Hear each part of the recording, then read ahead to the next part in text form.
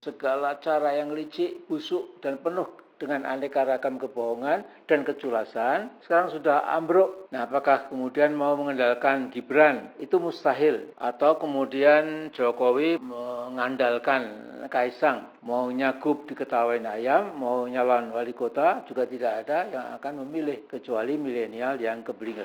Nasi bebek lumpuh Mulyono ini makin dekat ke 20 Oktober makin terus berlagak seperti presiden yang tidak mau turun panggung. Nah, ada yang lucu dari para pendukung Pak Jokowi ini. Saya heran mengapa bisa mereka menggunakan nalar yang sangat tidak cerdas, nalar yang sangat janggal, dan nalar yang sangat aneh. Saya membaca di beberapa media bahwa katanya ada pasukan berani mati yang siap melakukan apel akbar pada bulan ini, akhir bulan ini, untuk membela Pak Jokowi. Indonesia tidak siap punya pemimpin sehebat Jokowi. Kita harus akui, Indonesia tidak siap punya pemimpin sehebat Presiden Jokowi. Tidak siap secara mental dan tidak siap secara politis. Tahu apa kamu? Sama seperti yang lain yang bisanya cuma menghujat, menghina, dan merendahkan Pak Jokowi. Emang dosa apa Pak Jokowi sama kalian? Emang kalian dirugikan apa? Justru yang terjadi sekarang, banyak manusia yang berhati iblis seperti kalian. Tidak ada sopan santunnya sama sekali. Tidak ada hati empati sama sekali. Minimal dari mulutmu ucap terima kasih kepada Pak Jokowi yang sudah sekian tahun berjuang bagaimana memajukan bangsa Indonesia.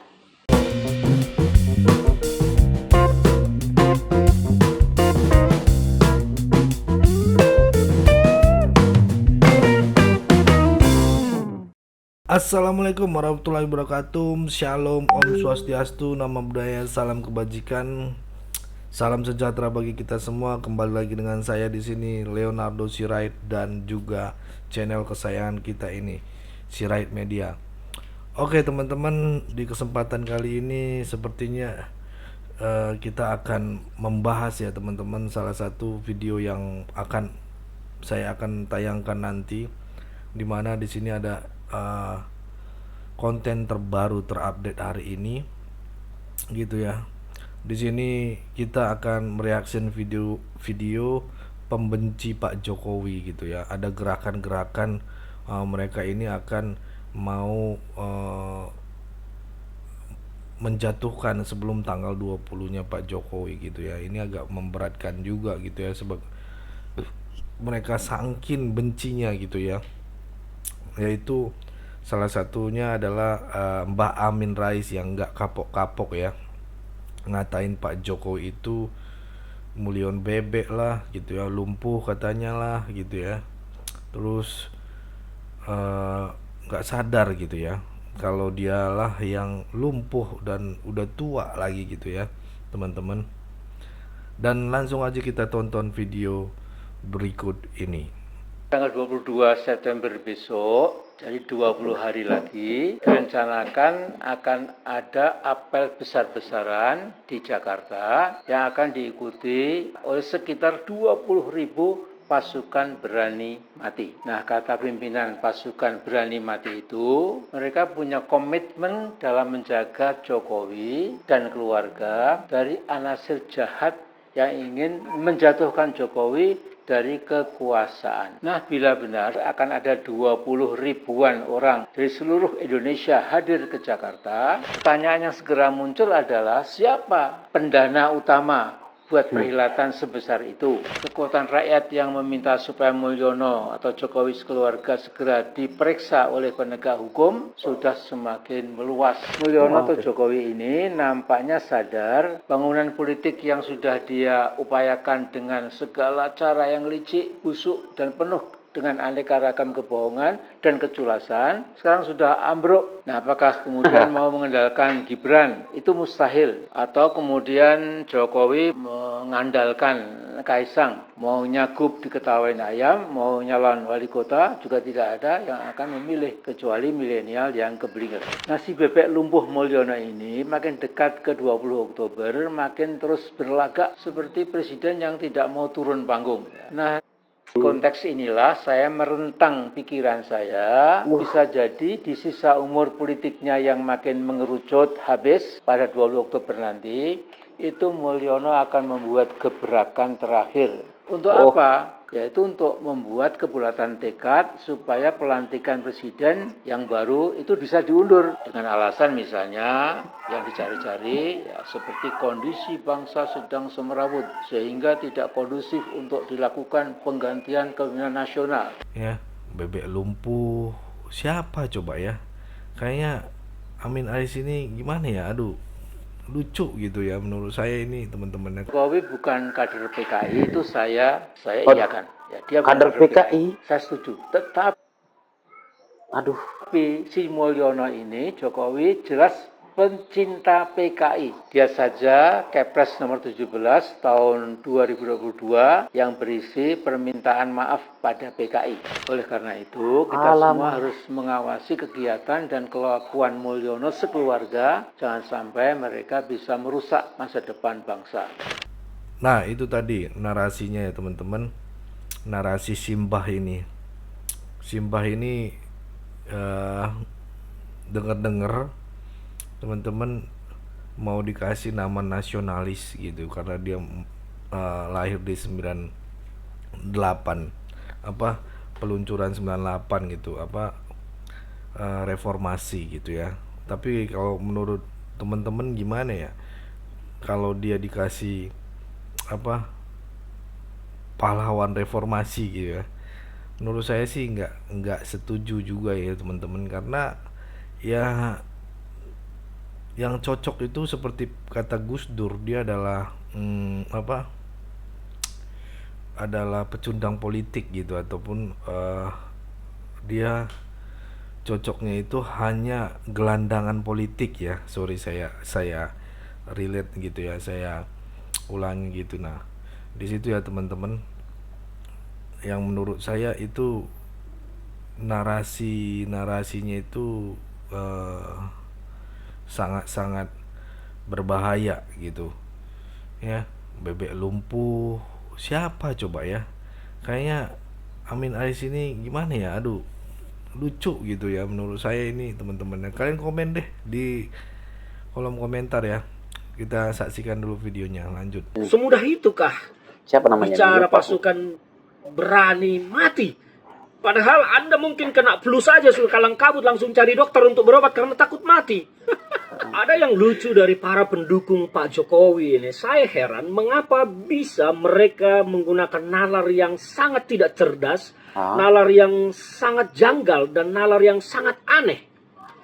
Saya membaca di beberapa media bahwa katanya ada pasukan berani mati yang siap melakukan apel akbar pada bulan ini, akhir bulan ini, untuk membela Pak Jokowi. Pak Jokowi ini mau dibela dari mana? Dari hal apa? Dari perilaku korupsi kah? Dari pelanggaran jabatan kah? Atau dari perbuatannya yang benar terhadap negara? Jadi dibela ini dalam rangka apa? Dan kenapa harus sampai ada yang namanya pasukan berani mati membela Pak Jokowi? Mereka ini makhluk-makhluk dari mana? Saya juga bingung. Apa sebetulnya yang ada dalam pikiran dan hati mereka mendeklarasikan diri untuk apel akbar pasukan berani mati membela Jokowi? Tidak ada di Republik ini yang menyerang Jokowi, menakut-nakuti Jokowi, menyerang Jokowi. Beliau aman, buktinya setiap hari cenganges-cengenges pergi ke sana ke sini di bawah pengawalan pasukan pengamanan presiden, nyaman dan tidak ada yang mengganggu.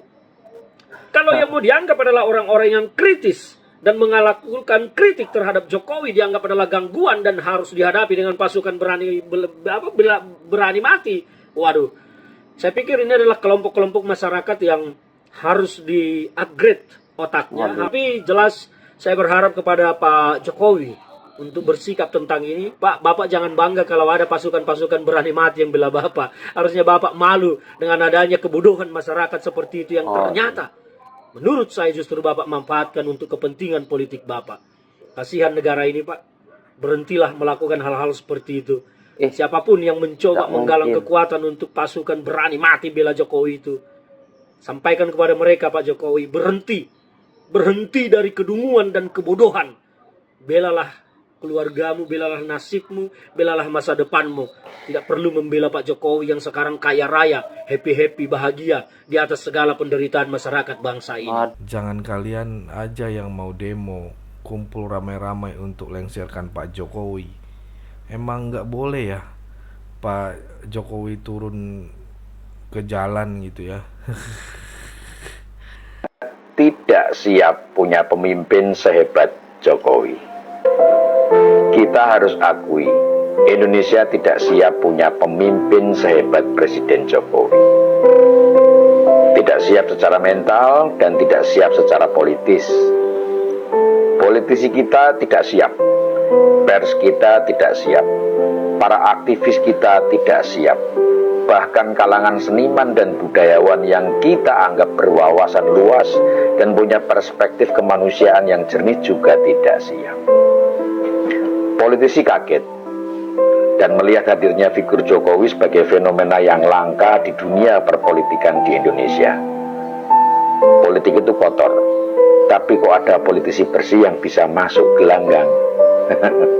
Kalau istilahnya Pak Bambang Pacul, Jokowi ini Korea jenis yang berbeda. Mungkin Korea hibrida. Pers dan media kita tidak siap dan cenderung menjadi kikuk dengan hadirnya pemimpin seperti Pak Jokowi. Kalangan pers yang punya jargon bad news is a good news jadi bingung menjual berita mereka.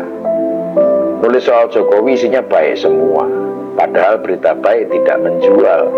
Lalu bagaimana mau untung?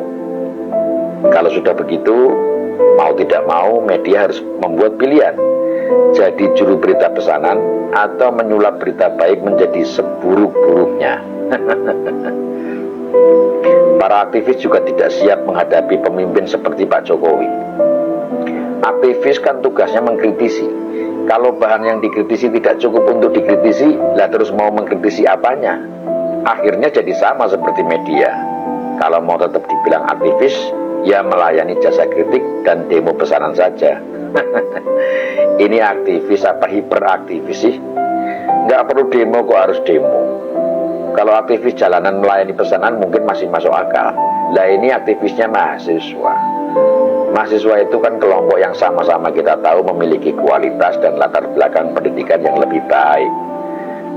Kalau akhirnya melayani pesanan atau yang sering diledek dengan istilah mahasiswa, lah terus ilmiahnya di mana? Seniman dan budayawan kita tidak kalah kalang kabutnya ketemu sosok pemimpin seperti Jokowi. Grup teater yang biasa mengolok-olok pemimpin korup jadi tidak punya bahan untuk dijadikan naskah pertunjukan. Zaman Pak Harto, zaman Pak SBY masih banyak bahan. Lah zaman Pak Jokowi ibarat sumur airnya kosong, tidak bisa ditimba. Pak Jokowi memang jadi sumber paceklik seniman-seniman yang cari makan dengan sindiran-sindiran dan kritikan-kritikan. Ide mereka mampet ketemu presiden sebersih Jokowi. Padahal seniman masih bisa makan dengan membuat atraksi dan menampilkan bakat-bakat yang hebat loh. Tapi maaf, jangan-jangan kebanyakan seniman kita aslinya nggak punya bakat. Lah terus apa bedanya sama aktivis jalanan tadi? Di kalangan budayawan yang seringkali juga disusupi rohaniawan, punya pemimpin seperti Jokowi ini banyak bikin mereka kaget-kagetan. Revolusi mental yang dijalankan Presiden Jokowi seperti mengambil alih sebagian pekerjaan mereka. Meski banyak yang mengklaim revolusi mental tidak berhasil, tapi kenyataannya kita bisa lihat sendiri. Di masyarakat telah terjadi perubahan perilaku dan sikap yang cukup menonjol, dan semua itu mengarah pada aspek mental. Kita lihat bagaimana pembangunan infrastruktur juga berjalan sejajar dengan gaya hidup masyarakat kita. Jalanan tidak sesemrawut zaman dulu. Para pengguna moda transportasi umum tertib menggunakan fasilitas. Ketaatan membayar pajak juga meningkat. Kepatuhan terhadap peraturan juga semakin baik. Toleransi beragama meningkat. Kecintaan terhadap budaya dan produk lokal juga jauh lebih baik. Terus tidak berhasilnya di sebelah mana?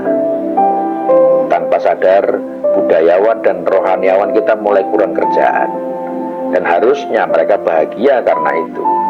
Tapi seperti yang kita lihat belakangan, mereka ikut rame-rame menyudutkan presiden. Apa karena mata pencarian mereka mulai berkurang? Kalau iya kan bisa dibicarakan. Tapi ketidaksiapan itu tidak berlaku bagi rakyat atau kelompok awam yang memang sangat merindukan pemimpin seperti Pak Jokowi. Sejak Pak Jokowi menjabat di tahun 2014 sampai hari ini, kepercayaan, kebanggaan, dan rasa cinta rakyat Indonesia kepada pemerintah, terutama presidennya, sangat tinggi. Rating approval hingga awal tahun ini masih di atas 70%. Ini tidak pernah terjadi pada presiden-presiden sebelumnya. Kalau kita lihat di media, saat kunjungan ke berbagai daerah, kita melihat masyarakat dengan tulus mengekspresikan kecintaannya kepada presiden. Dan fakta itu yang mau disangkali dan digerus oleh kelompok yang ingin merebut estafet kepemimpinan secara paksa. Mereka tidak paham, kepercayaan itu tidak bisa diambil dari rakyat, tapi ditumbuhkan dari kerja keras oleh orang yang akan mendapatkan kepercayaan itu. Dan Presiden Jokowi telah bekerja sangat keras untuk memajukan bangsa ini. Jejak itu jelas tidak akan pernah bisa dihapus, bahkan oleh fitnah yang paling meyakinkan. Apakah Indonesia tidak akan pernah siap untuk menjadi bangsa yang hebat karena dipimpin oleh seorang presiden yang hebat? Semestinya tidak. Kalau kita semua mau mengedepankan kecerdasan dan kejernihan pikir, Indonesia yang dulu bernama Nusantara pernah menjadi bangsa yang besar di mata dunia. Lalu sekarang kita ingin dibangkitkan kembali menjadi jauh lebih besar lagi. Tapi hanya karena segelintir orang yang merasa dirugikan karena kehilangan nafkah dan kekuasaan, lalu menghasut kita untuk melawan kebangkitan itu dan kita mau mengikutnya. Hanya mereka yang tidak peduli pada kedaulatan bangsa dan negara yang tidak ingin Indonesia menjadi hebat. Hanya mereka yang tidak bisa berbuat sesuka hati, yang tidak siap memiliki pemimpin yang hebat. Dan mereka itu sesungguhnya tidak banyak jumlahnya. Kalau rakyat berdaulat, maka mereka hanya bagaikan beberapa ekor lalat yang dengan mudah bisa disikat. Semoga bermanfaat. Mantap Bang, mantap. Kemarin sore, tahu apa kamu?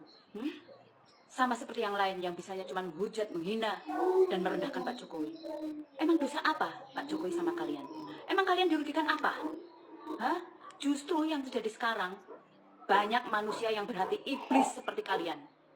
Tidak ada sopan santunnya sama sekali, tidak ada hati empati sama sekali. Minimal dari mulutmu ucap terima kasih kepada Pak Jokowi yang sudah sekian tahun berjuang bagaimana memajukan bangsa Indonesia. Kamu tahu tidak, negara kita ini ya terbebas dari krisis pada saat kita dihantam habis-habisan COVID, perang Ukraina. Yang lainnya negara itu sudah porak-poranda ekonominya, kita masih bisa stabil walaupun tertatih-tatih.